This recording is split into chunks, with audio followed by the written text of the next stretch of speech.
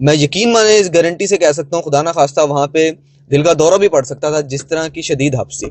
وکیل صاحب کے جو جوابات تھے وہ کچھ تھے، والدہ کے جو تھے وہ کچھ تھے، وہ آپس میں ہی نہیں میچ کر رہے تھے کہ ہم 4 لوگ جو ہیں وہ ان کے پے رول پہ کام کر رہے ہیں، خدا نہ خواستہ ان کا کوئی غلط نریٹو بھی دکھائی جا رہے ہیں، لیکن ہم ان کے پاس ہمارا جانا مقصد ہی یہ تھا کہ آپ بولیں، اب کیمرہ آپ کے پاس بھی، ہم آپ کے پاس بھی آئے ہیں، آپ بتائیں اب ہمیں۔ بسم اللہ الرحمن الرحیم۔ السلام علیکم ناظرین، میں ہوں مہرین سبتین، دیکھ رہے ہیں آپ میرا یوٹیوب چینل۔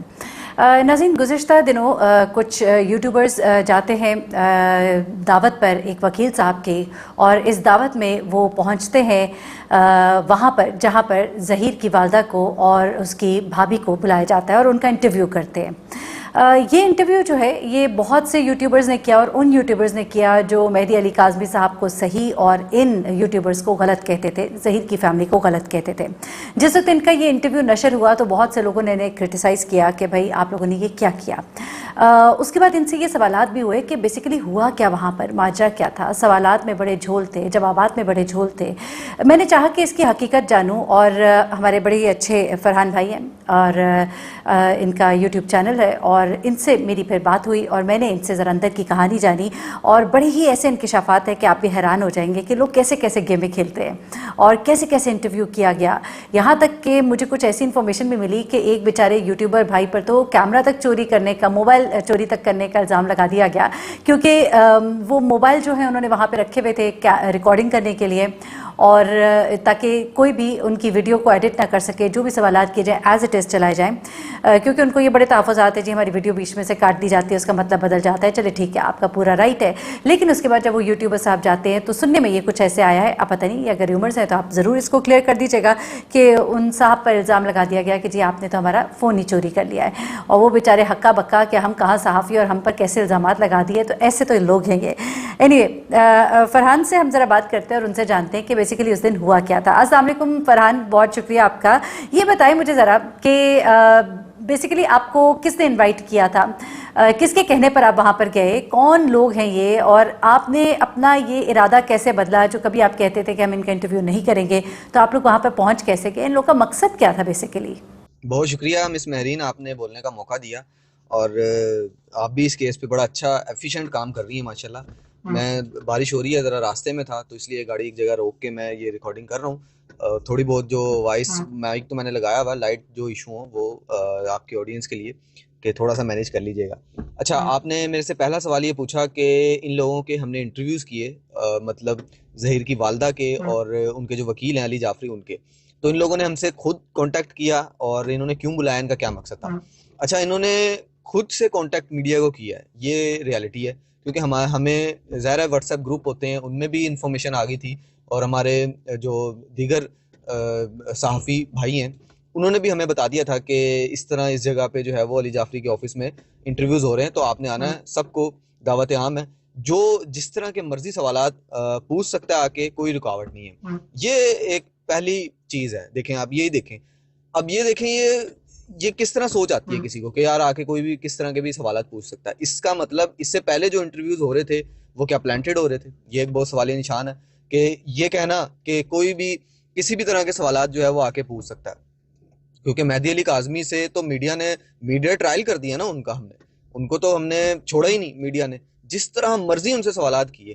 تو اس موقع پہ یہ کہنا، یہ مجھے تھوڑا سا لگا تھا، اور اس میں انٹرسٹنگ چیز بھی یہ تھی کہ جس طرح کے مرضی سوالات کریں آ کے، تو ہم نے بھی پلاننگ کی، آپس میں ڈسکس کیا، اپنی ٹیم سے ڈسکس کیا، سینئر سے ڈسکس کیا۔ تو شروع میں ہمارا یہ تھا کہ ہم بائیک آؤٹ کریں، اور اس لیے بھی کہ جب میڈیا آپ کو بلا رہا تھا، جب میڈیا آپ کے ترلے ڈال رہا تھا، جب میڈیا آپ کے پیچھے پیچھے بھاگ رہا تھا، تب آپ آگے آگے کیوں بھاگ رہے تھے؟ اور اب جب آپ کو ضرورت آن پڑی ہے، اب جب مہدی علی کاظمی کا کیس سٹرونگ ہو گیا، تو اب آپ میڈیا پہ آ کے دہائیاں دے رہے ہیں اپنی، تو یہ ہمیں رپورٹ کرنا چاہیے، نہیں کرنا چاہیے۔ لیکن جب سارا دن گزر گیا، سڈن جب پتہ لگا کہ زیادہ تر لوگ جو ہیں وہ ولنگ ہیں کہ ان کو بھی دکھایا جائے، ان کو کہیں نہ کہیں یہ نہ اپنے آپ کو یہ ثابت کر سکیں کہ ہم مظلوم تھے، دیکھیں جی ہمیں تو میڈیا بھی سپورٹ نہیں کر رہا، ہمیں بلانے پہ بھی نہیں آیا۔ تو تمام وہ یوٹیوبرز جو بشمول مہدی علی کاظمی کی سپورٹ میں کام کر رہے تھے، وہ اس طرح کی سپورٹ میں کہ وہ جب کہہ رہے تھے کہ مہدی علی کاظمی جو دکھا رہے ہیں وہ سچ دکھا رہے ہیں، ان میں ہم بھی شامل ہیں، اور ہمیں جب یہ لوگ جو ہے وہ بڑے اسپیشل نظریے سے دیکھتے تھے، تو وہ لوگ بھی جب گئے ہیں تو ہمیں محسوس ہوا کہ ہمیں بھی جانا چاہیے۔ پھر ہم نے ڈسکس کیا اور ہم نے وہاں پہ ہمارے موجود تھے ارتضیٰ بھائی، تو ان سے ہم نے پوچھا کہ کیا وہاں پہ وکیل صاحب اور ان کی والدہ موجود ہیں؟ تقریباً رات 7:30-8 بجے کا ٹائم تھا غالباً. تو انہوں نے کہا ہاں جی موجود ہیں، آپ آ جائیں. ہم آفس بیٹھے ہوئے تھے، ہم سارے کام چھوڑ کے جو ہے وہ فوراً ان کے پاس پہنچے ہیں. اور دن میں مجھے بتایا کہ تقریباً 20-22 انٹرویوز ہو چکے ہیں. بیسمنٹ میں ان کا آفس تھا، شدید ترین حبسی، میں کہتا ہوں شدید ترین حبسی، اور وہاں پہ بھی ابھی دیگر انٹرویوز ہو رہے تھے. تو وہ ظاہر ہمیں پہچانتے تھے، ہو سکتا ہے والدہ بھی کہیں نہ کہیں ہمیں پہچانتی ہو، تو انہوں نے ہمیں دیکھ کے ذرا ان کو سمجھ آ گئی تھی کہ یار یہ انٹرویو موسٹ امپورٹنٹ ہو سکتا ہے. تو وہاں ہم گئے ہیں، تو انہوں نے کہا جی آئیں جی میدان سجے گا آج تو 2 ہاتھ ہو جائیں. ہم نے کہا یہ تو اچھی بات ہے یار، آپ ہمیں اب ہم آمنے سامنے ہوئے ہیں، جو کہ ہمیں بڑے پہلے ہو جانا چاہیے تھا یار. ہم جو موقف دکھا رہے ہیں آپ اسے تسلیم نہیں کرتے، آپ ہمیں آگے جواب دیتے. آج بھی تو بلایا ہمیں. خیر ان شارٹ میں بات کروں گا، علی جعفری کا انٹرویو میں نے کوشش یہ کی ہے کہ سخت ترین کیا جائے، جتنے تلخ ترین سوالات ہیں ان کے سامنے رکھے جائیں، اور وہ ہم نے دیکھا بھی ہے.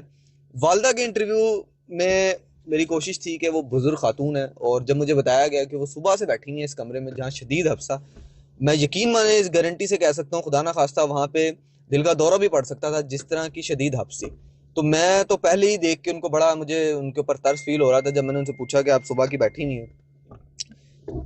اب ان سے جو میں نے کوشچننگ کی ہے وہ میں نے اخلاقیات کے دائرے میں رہتے ہوئے، ظاہر ہے لوگوں کے میں نے کمنٹس کہیں پڑھے ہیں، انہوں نے کہا کہ آپ ان سے زیادہ جو ہے وہ ہارش کر سکتے تھے، لیکن ایسا ہمیں نہیں کرنا چاہیے. یہ ہماری تربیت نہیں ہے، یہ صحافت آپ کو یہ نہیں کہتی کہ آپ جو ہے وہ کسی بزرگ خاتون کو اس طریقے سے انٹروگیٹ کریں. میں نے کوشچننگ کی، وہ آپ نے دیکھا جس طرح بھی، لیکن میں ان کے سوالات سے، ان کے جوابات سے متفق نہیں ہوا جو انہوں نے جواب دیے. وہ قوم نے بھی دیکھے، اور میں نے ان سے یہ پوچھا کہ کیوں اتنی دیر کر دی آنے میں، ہم ڈر گئے تھے، ہمیں پتہ نہیں تھا. تو وہ اس طرح کی گول مول باتیں تھیں، اور عوام بھی سن رہی ہے، وہ زیادہ کوئی خاص سیٹسفائی نہیں ہوئی ان کے جوابات سے. وکیل صاحب کے جو جوابات تھے وہ کچھ تھے، والدہ کے جو تھے وہ کچھ تھے، وہ آپس میں ہی نہیں میچ کر رہے تھے. تو اس سینیریو میں اس طرح انٹرویو ہوا ہے. ہمارے لیے انہوں نے کیمرے بھی اپنے لگائے ہوئے تھے کہ ہم جو ہے وہ اپنا بھی ریکارڈ کریں گے تاکہ آپ کہیں ایڈٹ نہ کر دیں، آپ کوئی ایسی چیز نہ دکھا دیں. تو خیر ہم نے کہا آپ کریں، ہمیں اس چیز سے فرق نہیں پڑتا. لیکن وہ انٹرویوز اس طرح کی سچویشن میں ہوئے ہیں، اور آپ نے جس طرح دیکھا ہے. اچھا فرحان، ہم نے یہ بھی سنا ہے کہ آپ لوگوں کے کوئی کیمرے وغیرہ وہاں پہ لگائے گئے تھے آپ لوگوں کی حرکات و سکنات بھی نوٹ کرنے کے لیے، اور کیا مقاصد تھے ان لوگوں کے؟ یہ کیمراز کیوں وہاں پہ لگائے گئے تھے؟ جی مس مہرین، آپ کا دوسرا سوال بھی یہی ہے جو میں پہلے ہلکا سا انکلوڈ کر چکا ہوں کہ کیمرے انہوں نے لگائے ہوئے تھے، اور انہوں نے باقاعدہ نام لیے ہیں جن 4 لوگوں کے لیے انہوں نے اسپیسیفک کیمرے مختص کیے تھے، کیونکہ وہ یہ سمجھتے تھے کہ ہم 4 لوگ جو ہیں وہ ان کے پے رول پہ کام کر رہے ہیں. خدا نہ خواستہ ان کا کوئی غلط نریٹو بھی دکھائی جا رہے ہیں، لیکن ہم ان کے پاس، ہمارا جانا مقصد ہی یہ تھا کہ آپ بولیں، اب کیمرہ آپ کے پاس بھی، ہم آپ کے پاس بھی آئیں، آپ بتائیں اب ہمیں. تو کیمرے انہوں نے اس لیے لگائے تھے کہ ہمارا جو انٹرویو ہو رہا ہے اس کو ایز اٹ از وہ بھی ریکارڈ کریں، اور کہیں نہ کہیں اگر ہم کوئی ڈنڈی مار دیں، کوئی ہم ایڈٹ کر لیں یا کوئی اس طرح کی چیز دکھانا چاہیں تو وہ ان کے پاس بھی پروف موجود ہو. تو ظاہر ہے اس سے ایک اینکر جو ہے وہ تھوڑا سا پریشر میں تو آتا ہے، لیکن الحمدللہ یہ فیلڈ ورک ہے ہمارا، ہمیں اس چیز کا کوئی وہ نہیں تھا. 5-7 لوگ کھڑے ہوں، آپ کے سر پہ 50 کیمرے لگے ہوں، ہمیں یہ چیز جو ہے نا وہ ہمارے لیے کوئی میٹر نہیں کرتی. تو ہم نے ایز اٹ از جو انٹرویو کرنا تھا وہ ایز اٹ از الحمدللہ کیا، اور انہوں نے جو بھی ریکارڈ کیا ہے، اور وہ اس بات کو تسلیم بھی کر گئے ہیں کہ ہم نے اسی طریقے سے ان کا موقف بھی دکھایا جس طرح مہدی علی کاظمی کا دکھاتے رہے. ہم نے کوئی اس طرح کی ایڈیٹنگ نہیں کی، سنسنی پھیلائیں، کوئی اس طرح کے تھمبنیل نہیں لگائے کہ ان کی کریکٹر اسیسینیشن کریں، کیونکہ ہمارا کام ہی نہیں ہے یہ. ہم نے ان کا موقف بھی اسی طرح دکھایا جس طرح وہ دینا چاہ رہے تھے، لیکن فیصلہ عوام کا ہے. اچھا فرحان، اگلا سوال کا جواب دے، کیونکہ میں خود اس پہ بڑی حیران ہوں، کیونکہ میں نے وکیل صاحب کو یہ کہتے سنا کہ جی جو یوٹیوبرز وہاں پر آئے تھے انہوں نے جب سوالات کیے اور ان کو جب جوابات ملے تو ان کی سوچ ہی تبدیل ہو گئی، ان کا زاویہ ہی بدل گیا، اور انہوں نے کہا کہ جی وکیل صاحب آپ تو بڑا صحیح فرما رہے تھے، اور یہ لوگ تو بڑے معصوم لوگ ہیں، اور ہماری تو سوچ ہی بدل گئی، اب ہم اور طرح سے رپورٹنگ کریں گے. تو یہ ذرا بتائیے گا کہ کیا اس انٹرویو کے بعد آپ کی سوچ بدل گئی اور آپ ان لوگوں کو معصوم سمجھنے لگے، اور کیا آپ اب یہ سمجھتے ہیں کہ جو اب سے پہلے تک آپ کی رپورٹنگ تھی وہ ساری غلط تھی اور اب آپ مختلف طریقے سے رپورٹنگ کریں گے؟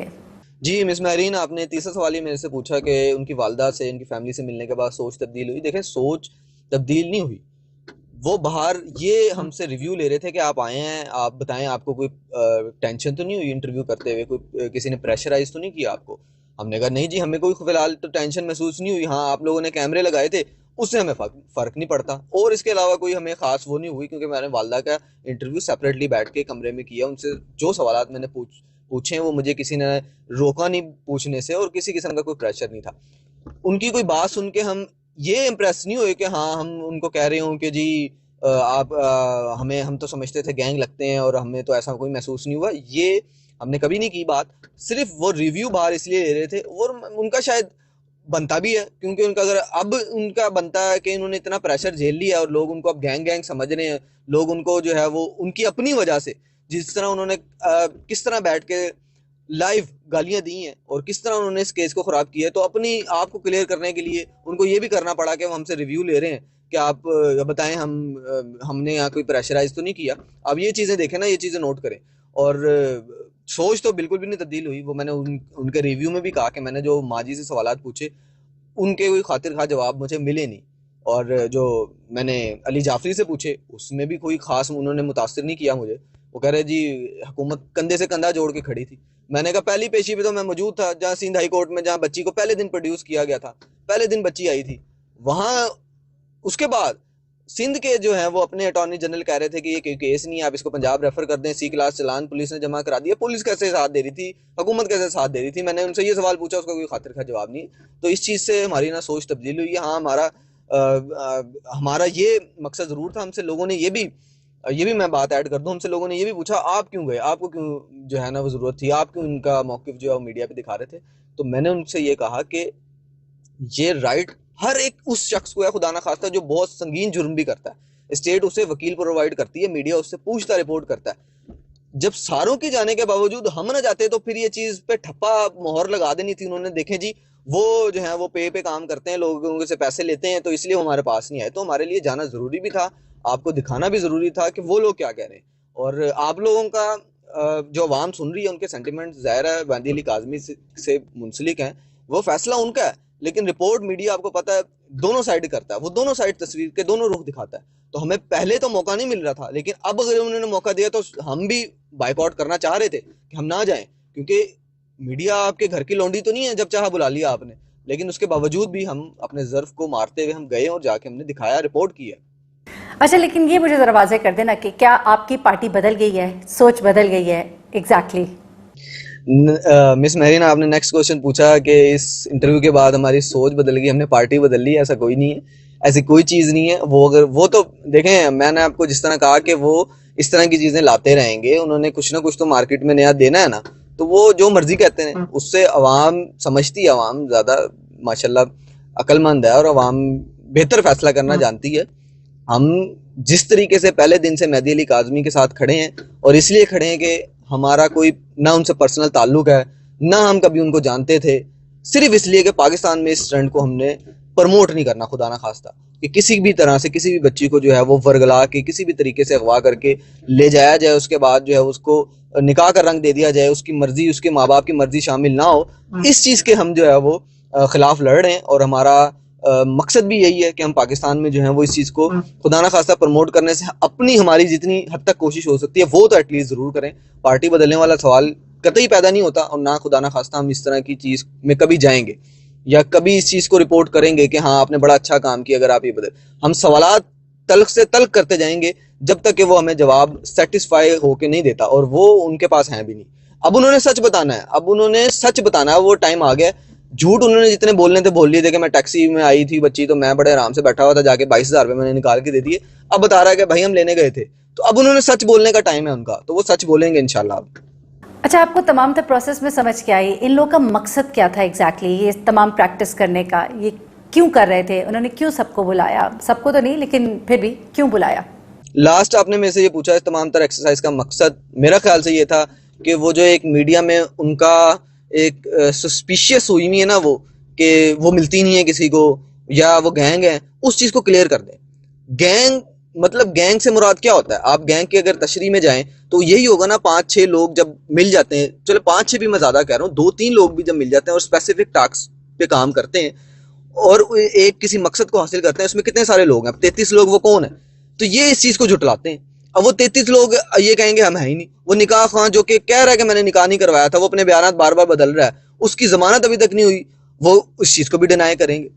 کیوں بھاگتے رہے ہیں, کیوں چھپتے رہے ہیں, پولیس ان کو ڈھونڈتی رہی ہے, یہ اسی سے بھی ڈینائی کریں گے ہم ڈر گئے تھے.